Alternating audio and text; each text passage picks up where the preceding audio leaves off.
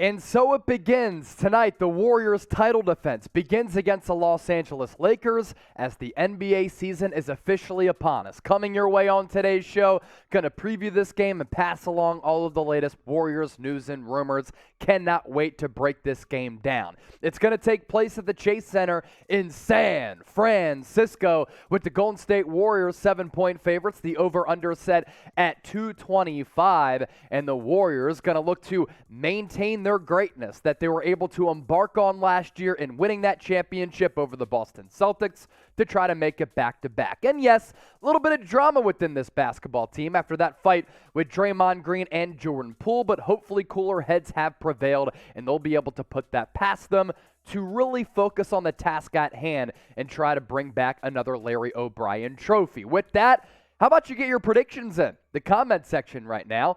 Who do you think is going to be victorious? I think the Warriors win by 10, GSW for Golden State, LAL for the Los Angeles Lakers. Let me know right now in the comment section. The projected starters for both of these teams. Of course, we know what the Warriors are bringing to the table. Steph Curry going to look to have another MVP caliber season coming off that NBA Finals Most Valuable Player award. Klay Thompson finally had a normal offseason in which he was able to really focus on his game and not the rehabilitation process. Kevon Looney going to get the start, I would imagine, over James Wiseman, who is a very good bench player for this team. Draymond Green and Andrew Wiggins also rounding out that starting five. Wiggins and Jordan Poole getting the bag with Golden State. What to watch for against the Los Angeles Lakers? Are there going to be any after effects of that fight between Draymond Green and Jordan Poole? Or are they able to handle this in a business-like manner and understand that any type of drama would hold them back as individuals and as a team? I'm going to go with the latter. I think that they're going to be able to focus on basketball here and iron out some of the wrinkles, although I do think that Draymond Green's days in the Bay Area might be limited, as evidenced by the Warriors paying Jordan Poole and Andrew Wiggins and not Draymond. How about this one? Steph Curry carrying the momentum. In the regular season, I thought that Steph Curry had one of his best all-around years. Why is that? The scoring may have gone down, but from a creation standpoint, from a standpoint of him helping out his teammates, defense, rebounding, him distributing the basketball, I thought Steph Curry was fantastic as an all-around basketball player. Then when he needed to carry the scoring load throughout the playoffs at moments, and then definitely in the NBA Finals, he was able to do that with a couple of masterful and genius-like performances. If you want to bet on this game, make sure you do so with our sportsbook partner, BetUS. It's chatsports.com/bet. Promo code CHAT125 for that 125% deposit bonus. And if you want to bet on the Dubs, how about this? A lot of really good bets cooked up for you on BetUS. Steph Curry to win MVP, 1,400 odds. So if you risk 10, you'd win $140 if he was able to bring home another MVP trophy.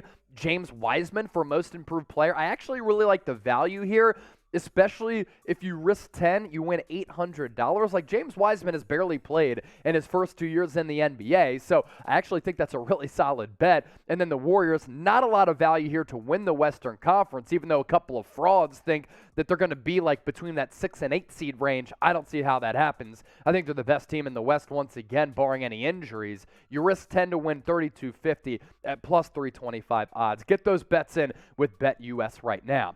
Going back to Steph Curry, like, you look at the numbers here and you're like, my gosh, he was still really good. But some people were like, well, you know, the year before he was the NBA scoring champion, north of 30 points per game. Why the drop-off? I think there was a drop-off there because he needed to help his teammates out, and he was asked to assume a role. And I thought he did that in a very, very impressive fashion. And then you look at some of his playoff numbers, and when he needed to score the basketball more and put the biscuit in the basket and find Twine, Steph Curry was able to do that like he's been able to do his entire career. And the efficiency from the field and three-point range throughout the entire playoff run really was terrific. 27.5 points per game. He shot sub 46% from the floor, nearly 40% from beyond the arc. And Steph Curry continues to really extend his prime in a very impressive way. Everybody keeps waiting for Steph Curry to drop off, but given the style that he plays and the stamina that he has and the energy he still is able to maintain at his age with the mileage on the tires really is impressive. Guys like him, LeBron James, Tom Brady, all those types of athletes in sports who are spending so much money on their bodies every single offseason are able to defy the odds and really reverse Father Time. Steph's doing it before our eyes. More things to watch for against Los Angeles. Is Klay Thompson fully healthy finally? There were moments in the playoff run where you were like, Klay Thompson is back, folks. Klay Thompson is here. He is the Klay Thompson of old. Offensively, though. Offensively, he went in those spurts. He went on some of those runs that were great, and they were sustained for a little while where he was just able to go, hot earth from beyond the arc. Defensively, though, is where you saw a little bit of a drop-off. But again, going back to him not having to rehabilitate from those serious and catastrophic injuries, focusing on his game and his body doesn't help him out. And then offensively, can he be a little bit more consistent as compared to the spotty shooting that we saw in the regular season as well as in the playoffs? Next up, which young player breaks out?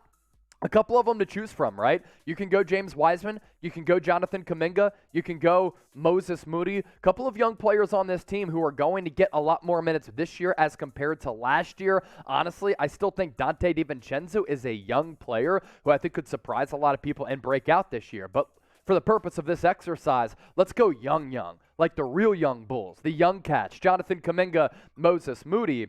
Kuminga last year, 17 minutes per game. Moses Moody under 12.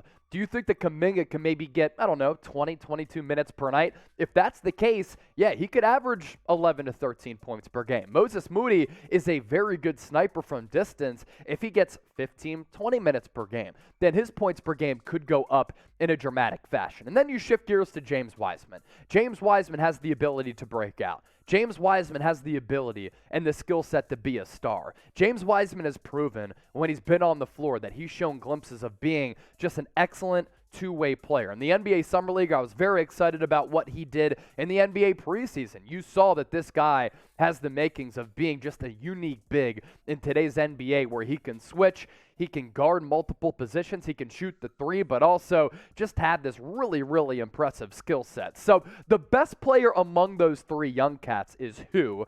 W for James Wiseman, K for Jonathan Kuminga, M for Moses Moody. As you see right here, Moses Moody, he buzzed the head, so a little bit of a different look. Will the game be a little bit different this year? We will see. Get those votes in right now. How about stopping LeBron James and Anthony Davis? It's another point that is obviously paramount for Golden State. Got to stop LeBron and AD, because if you do, Warriors are going to win this basketball game. Because outside of these two future Hall of Famers and generational talents, this is a Lakers team that lacks depth. They lack star power. And I'm interested to see what the continuity is going to be for Los Angeles. Now, LeBron last year had arguably the best scoring season of his career, and he was 37 years old. He'll be 38 in December. Crazy to say, but like Steph Curry, he's defying Father Time. Anthony Davis just has to stay healthy. Of course, he was banged up throughout the preseason because what's new? You stop LeBron James and you stop Anthony Davis. The formula is very simple, and I love the formula at the bottom of the screen here. You stop those two, you beat the Los Angeles Lakers, and that's what it comes down to. Make Russell Westbrook beat you. Force him into bad shots, even though sometimes you don't have to force it because he'll just jack up ill-advised shots anyway. And then outside of that, they're going to be starting Lonnie Walker, Thomas Bryant at the 5. This isn't a good Lakers team. And honestly, I think they're going to be in the back half seating in the Western Conference. So this is why you subscribe to the channel. When it comes down to Warriors news, Warriors analysis, Warriors previews, Warriors rumors, trade buzz, we always have you covered here on Golden State Warriors Today. Dub Nation, stand up, show out, subscribe to the channel on our chase to 50,000 subscribers. And as always, we appreciate you for watching. Dubs Basketball returning tonight.